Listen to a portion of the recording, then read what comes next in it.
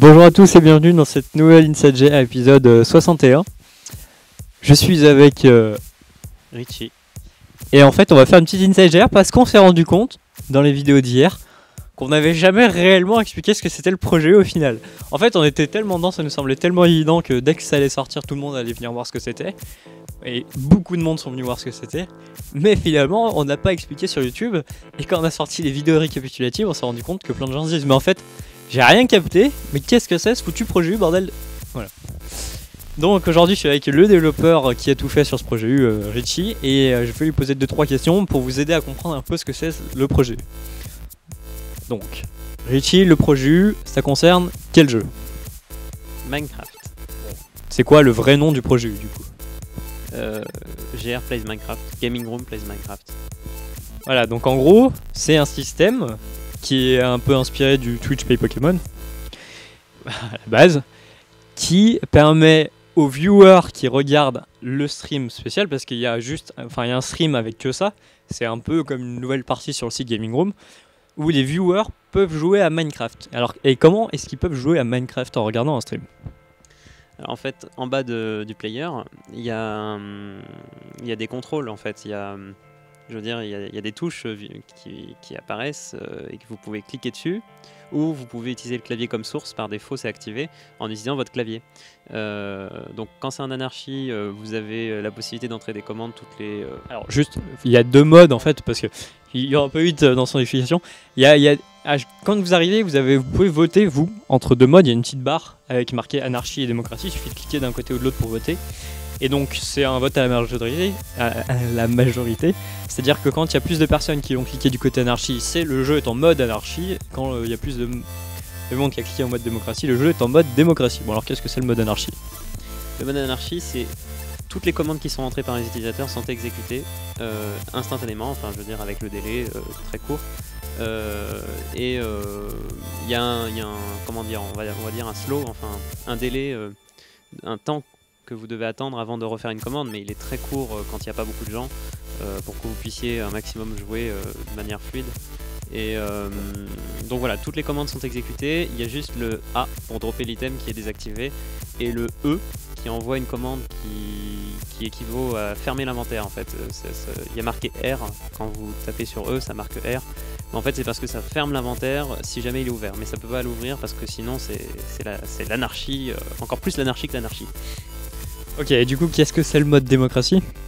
Alors le mode démocratie, toutes les 2 secondes, ça va demander quelle est l'action à exécuter, ça va demander de voter pour une action à exécuter. Alors avant, quand ça bloquait, quand il y avait une égalité, ça ne faisait rien. Maintenant ça exécute toutes les actions qui ont été votées et qui sont à égalité. Bon, on a dû faire un choix, c'est pas facile de choisir un mode de jeu, enfin le fonctionnement quand ça peut ouvrir des portes à des abus, et du coup bon bah on l'a quand même fait, on verra ce que ça donne. Voilà. Donc en gros vous avez le player, le stream classique qui affiche ce qui se passe dans le jeu avec le délai d'un stream classique.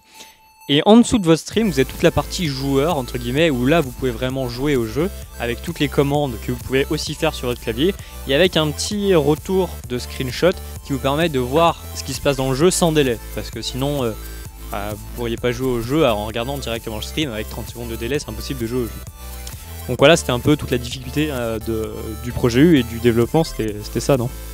Ouais, c'était le fait de mettre un feedback, donc un retour visuel instantané ou quasi instantané avec 1 seconde de décalage, même pas, avec ces fameux screenshots qui sont lancés tous les quarts de seconde, et du coup on a dû, enfin j'ai dû gérer un peu tout ça, il y a encore des trucs à améliorer, et je lis de temps en temps les suggestions du forum. J'en implémenterai certaines si jamais on les juge pertinentes et ou utiles, et n'hésitez pas à faire vos retours aussi sur le forum, il n'y a pas de problème, on lit, voilà. Ouais, encore deux petits trucs à voir. Le premier, c'est que le projet U, c'est un mode de fonctionnement qui a été créé par Richie et qui va pouvoir être adapté peut-être sur d'autres jeux. On avait, j'ai entendu parler dans les couloirs, on parlait un petit peu d'Hearthstone, on parlait de beaucoup de choses, pour l'instant rien de concret. Hein. Mais par exemple Hearthstone, je sais pas si, pareil sur le forum, hein, si vous avez des jeux où vous dites, ça serait énorme de pouvoir jouer avec tous les viewers de la GR à ce jeu-là, pourquoi pas, venez nous le dire. Nous, si on trouve ça génial comme idée, bah voilà, le projet U, c'est typiquement le genre de projet où c'est venu à l'esprit de certains, je sais pas qui a eu l'idée en premier, et ils se sont dit mais putain c'est génial, faut faire ça tout de suite, et Richie a fait ça pendant 3 semaines. Au bout de 3 semaines, c'est sorti.